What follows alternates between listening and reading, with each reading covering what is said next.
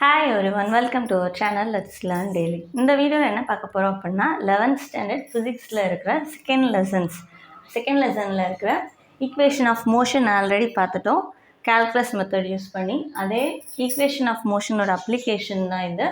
So என்னென்னா ஒரு object ஒரு சர்டைன் ஹைட்லேருந்து ட்ரா பண்ணால் அந்த ஈக்குவேஷன்ஸ் ஆஃப் மோஷன் எப்படி மாறும், அதை எப்படி யூஸ் பண்ணுவாங்க. அதே மாதிரி ஒரு ஆப்ஜெக்டை கீழேருந்து மேலே தூக்கி போட்டால் அதில் அந்த ஈக்குவேஷன்ஸ் ஆஃப் மோஷன் எப்படி சேஞ்ச் ஆகும் அப்படின்றத அதில் பார்க்க போகிறோம். ஸோ ஃபர்ஸ்ட் என்ன அப்படின்னா an ஆப்ஜெக்ட் இல்லைனா a body falling from a height. So ஒரு சர்டன் ஹைட்டில் இருந்து ஒரு ஆப்ஜெக்டை கீழே போட போகிறோம். எக்ஸாம்பிள் ஒரு பில்டிங் மேலேருந்து ஒரு பாலோ ஏதோ போடுறோம் அப்படின்னா என்ன ஆகும், அந்த ஹைட்டில் மேலேருந்து விழும். அப்போ அதோடைய ஆக்ஸலரேஷன் எதுக்கு ஈக்குவலாக இருக்கும், ஆக்ஸலரேஷன் டியூ டு கிராவிட்டி. அதாவது எர்த்தோடைய ஆக்ஸலரேஷன், எர்த்தினால அந்த கிராவிட்டினால் க்ரியேட் ஆகிற ஆக்ஸலரேஷனுக்கு ஈக்குவலாக வந்து விழும் அந்த ஆப்ஜெக்ட். ஸோ இப்போ நம்மளுடைய ஆல்ரெடி தெரிஞ்சது என்னது, equations of motion v = u + at first equation. Second வந்து s = ut + half at². Third வந்து v² = u² + 2as. இதில் vன்றது ஃபைனல் வெலாசிட்டி, uன்றது இனிஷியல் வெலாசிட்டி. தட் மீன்ஸ் ஸ்டார்டிங்கில் இருக்கிற வெலாசிட்டி u, ஃபைனலாக ரீச் பண்ணுற வெலாசிட்டி v. ஏன்னா ஆக்ஸலரேஷன் tனா கொடுத்துருக்க டைமுக்கு. ஸோ sன்றது என்னது டிஸ்பிளேஸ்மெண்ட், gன்றது a இது. ஸோ ஏன்றது என்னது திரும்ப ஆக்ஸலரேஷன். நெக்ஸ்ட் என்னது, இது ஆல்ரெடி நம்ம முன்னாடி பார்த்த டேர்ம்ஸ் தான் திரும்ப ரிப்பீட் ஆகிருக்கும். ஸோ இப்போ இந்த டேர்ம்ஸில் அந்த ஃபிசிக்கல் குவான்டிட்டிஸ் ஒவ்வொன்றிலையும் என்ன வேல்யூ சப்ஸ்டிட் பண்ணுவோம் அப்படின்றத பொறுத்து அந்த 3 ஈக்குவேஷன்ஸும் சேஞ்ச் ஆக போகுது. ஸோ அவ்வளோதான். ஸோ இப்போ மேலேருந்து ஒரு ஹைட்லேருந்து கீழே ட்ராப் பண்ணுறோம் அப்படின்னா அதோட குவான்டிட்டிஸ் கீழே ஒய் ஆக்சிஸ், அதே மாதிரி எப்பயும் எக்ஸ் ஆக்சிஸ் எடுத்திருக்கோம். அப்போ அந்த ஹைட் எதுக்கு ஈக்குவல், ஒய் ஆக்சிஸில் இருக்கிற டிஸ்பிளேஸ்மெண்ட்டுக்கு ஈக்குவல். ஸோ அப்போ அது ஒய்யோடைய வேல்யூ ஹச்சுக்கும் அதுதான் ஈக்குவல், எஸ்ஸுக்கும் அதுதான் ஈக்குவல். ஸோ அதை தான் எங்களுக்குள்ள உடலை போட்டிருப்போம். ஓகேவா. ஸோ இந்த ஹச்சு ஒய் எஸ் இந்த ஈக்குவேஷன் அப்படி மாற்றிருப்போம். அப்போ அது எல்லாமே ஈக்குவல். அதுமாதிரி ஆக்ஸலரேஷனுடைய வேல்யூ எதுக்கு ஈக்குவல்னு சொல்லிட்டோம், ஆக்ஸலரேஷன் டியூ டு கிராவிட்டிக்கு. பட் எந்த டைரக்ஷனில் ஆக்காது, ஒய் டைரக்ஷன். ஒய் டைரக்ஷனுக்குரிய வெக்டார் என்னது ஜே கேப். ஸோ அதனால் a = g j கேப்னு போட்டிருக்கோம். ஸோ ஜே கேப்பில் மட்டும்தான் வேல்யூ இருக்குது, ஐலையும் இசட்லேயும். தட் மீன்ஸ் எக்ஸ் ஆக்சிஸ்லேயும் இசட் ஆக்சிஸ்லேயும் வேல்யூ இல்லை. ஸோ ஜேக்கும் கேக்கும் வேல்யூ இல்லை.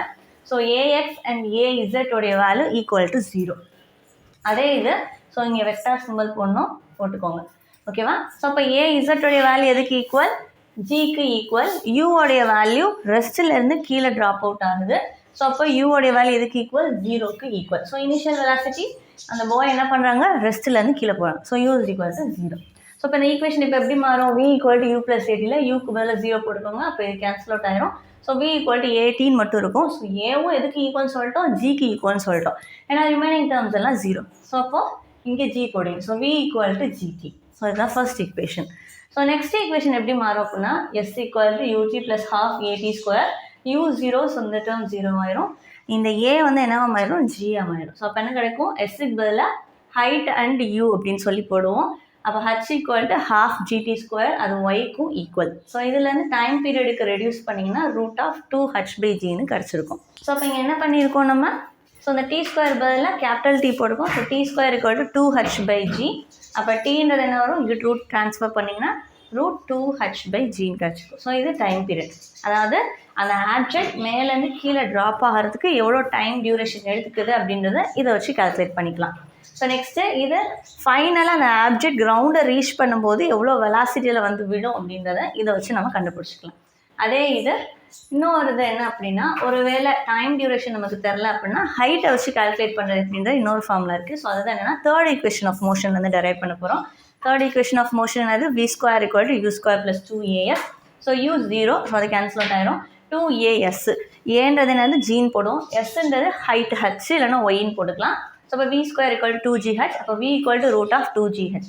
அப்போது இதெல்லாம் வச்சு நம்ம என்ன கண்டுபிடிச்சிக்கலாம் அப்படின்னா, ஒரு ஆப்ஜெக்ட்குரிய initial velocity, final velocity, time period எவ்வளோ நேரம் மேலேருந்து கீழே விழுறதுக்கு எடுத்துக்குது, எவ்வளோ ஸ்பீடில் வந்து ரீச் ஆகுது, அது எல்லாத்தையுமே நம்ம இதை 3 ஈக்குவேஷன்ஸ் ஆஃப் மோஷனையும் அது எந்த கேஸில் இருக்குன்றதை பொறுத்து நம்ம கண்டுபிடிச்சிக்கலாம். ஓகேவா. ஸோ அப்போ அந்த ஆக்ஸலரேஷன் டியூ டு கிராவிட்டி வந்து எதுக்கு ஈக்குவலாக இருக்குது, அந்த ஆப்ஜெக்டோட ஆக்ஸலரேஷனுக்கு ஈக்குவலாக இருக்குன்னு சொன்னோமா.